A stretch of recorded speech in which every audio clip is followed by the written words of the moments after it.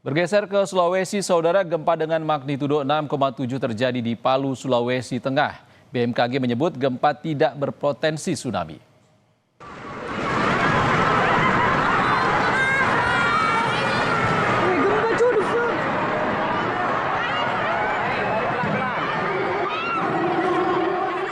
Inilah detik-detik saat gempa magnitudo 6,7 mengguncang Palu, Sulawesi Tengah. Terlihat sejumlah peserta yang sedang menghadiri acara di auditorium Untat berhamburan keluar menyelamatkan diri. Belum ada informasi pasti terkait kerusakan akibat gempa. BMKG masih terus memantau dan menganalisis perkembangan kejadian gempa. Masyarakat diimbau tetap tenang serta mengikuti informasi resmi dari BMKG dan instansi terkait.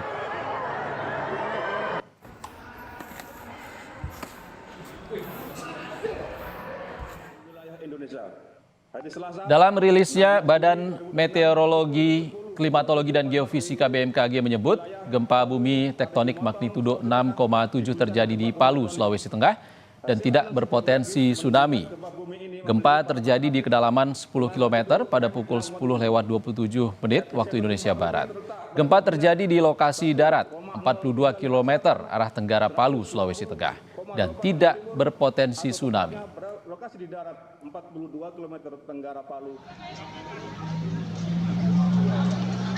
Akibat guncangan gempa, sejumlah pasien yang dirawat di rumah sakit dievakuasi ke tempat yang lebih aman untuk mengantisipasi korban lebih lanjut. Sebelumnya, BMKG menyebut gempa bumi tektonik bermagnitudo 6,7 terjadi di Palu, Sulawesi Tengah dan tidak berpotensi tsunami. Gempa terjadi di kedalaman 10 km pada pukul 10:27 waktu Indonesia Barat.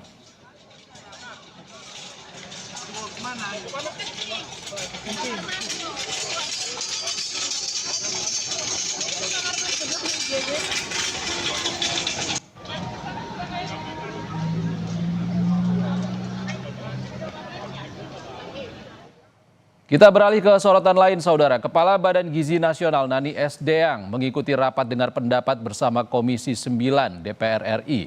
Rapat antara pimpinan Badan Gizi Nasional dengan anggota DPR digelar tertutup. Pimpinan Badan Gizi Nasional atau BGN menggelar rapat secara tertutup guna membahas anggaran MBG. Rapat digelar tertutup disebut karena kesepakatan bersama antara legislatif dan eksekutif. Menurut DPR, rapat tertutup demi mencegah salah persepsi dalam penyampaian informasi anggaran BGN. Seusai rapat, Wakil Ketua BGN Agustina Arumsari ditunjuk menjadi juru bicara BGN, mempertegas akan ada efisiensi MBG. Bentuknya adalah pemenuhan gizi. Nah, hal-hal teknis, tapi mohon maaf nih, mungkin karena saya juga bukan ahli gizi, tapi kami berusaha mendengarkan para pakar yang sudah ada sebenarnya di Kementerian Kesehatan. Dari situlah kami melakukan refocusing penerima manfaat. Nah, beberapa hal sudah kami exercise, namun mungkin secara angka kami belum sampai membahas dengan Kementerian Keuangan, dengan Bappenas. Tapi yang jelas akan ada efisiensi lagi. Sementara itu, saudara, seorang guru menangis saat memberikan kesaksian soal dampak makan bergizi gratis bagi guru. Dia menyebut MBG berdampak pada PHK massal guru honorer.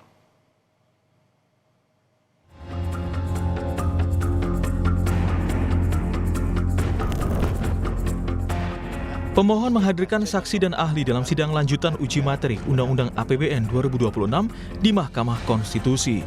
Guru yang menjadi saksi di persidangan mengungkap dampak program MBG yang dialokasikan di APBN 2026 menyebabkan PHK massal guru P3K. Dia menyebut sejumlah guru diputus kontrak. Kami mau melapor ke polisi, polisi punya dapur SPPG. Kami mau melapor kepada Tentara Nasional Indonesia, tentara punya dapur SPPG. Kami mau melapor ke DPR RI, anggota DPR banyak yang punya dapur SPPG. Jadi emang ini jalan terakhir untuk kami mengadu. Kepada siapa lagi? Kepada konstitusi lah kami berharap, ya kalau nggak punya dapur ya. Lalu kemudian setelah ada MBG 2026 terjadi pemutusan hubungan kerja secara massal terhadap guru P3K yang dianggap sudah sejahtera dipecat juga, dan juga guru honorer. Guru honorer yang sudah terangkat menjadi P3K paruh waktu juga gajinya di bawah guru honorer. Di Tuban ada 39 guru P3K diputus kontraknya. Dan di berbagai tempat, Cianjur, Jawa Barat, Lombok Timur, banyak sekali.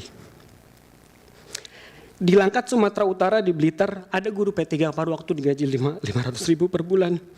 Di Sumedang itu 50.000. Pihak pemerintah mempertanyakan analisis program peningkatan gizi siswa melalui MBG dengan peningkatan kualitas siswa. Daerah itu diambil oleh pusat akibat adanya MBG. Tapi tahukah saksi bahwa program MBG juga dialokasikan dalam APBD? Kemudian masih yang saksi kedua, apakah hasil analisis Anda tadi menyimpulkan bahwa program peningkatan gizi siswa melalui MBG tidak diperlukan dalam peningkatan kualitas siswa? Apakah Anda hanya melakukan analisis terhadap sekolah atau siswa yang menolak saja, atau juga siswa sekolah-sekolah yang memperoleh manfaat atas MBG tersebut? Kemudian saksi ketiga, yang mulia, tadi saksi ketiga mengatakan bahwa akibat dari MBG ini beasiswa berkurang. Nah, bagaimana Anda mengetahui bahwa ada akibat MBG ini mempengaruhi beasiswa? Ataukah ini hanya asumsi dari saksi saja? Kemudian juga masih saksi yang tiga, tahukah Anda bahwa program-program pendidikan lainnya di luar MBG itu juga sudah dialokasikan oleh pemerintah dan tidak berkurang? Yang saya sampaikan itu bukan analisis, itu adalah kata-kata langsung dari teman-teman guru. Jadi guru-guru kesel, saya juga kesel.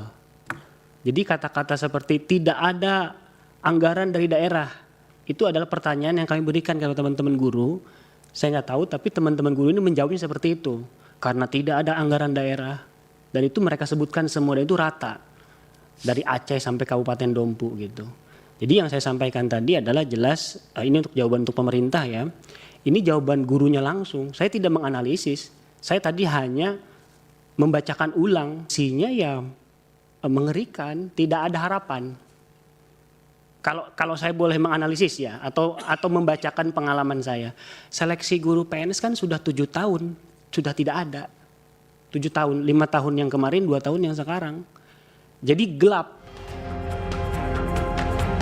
Sidang dilanjutkan 23 Juni mendatang.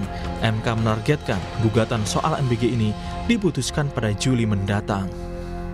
Tim Liputan Kompas TV.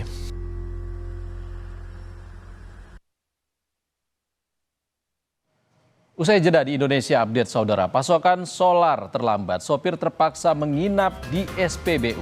Informasi selengkapnya akan kami hadirkan usai jeda.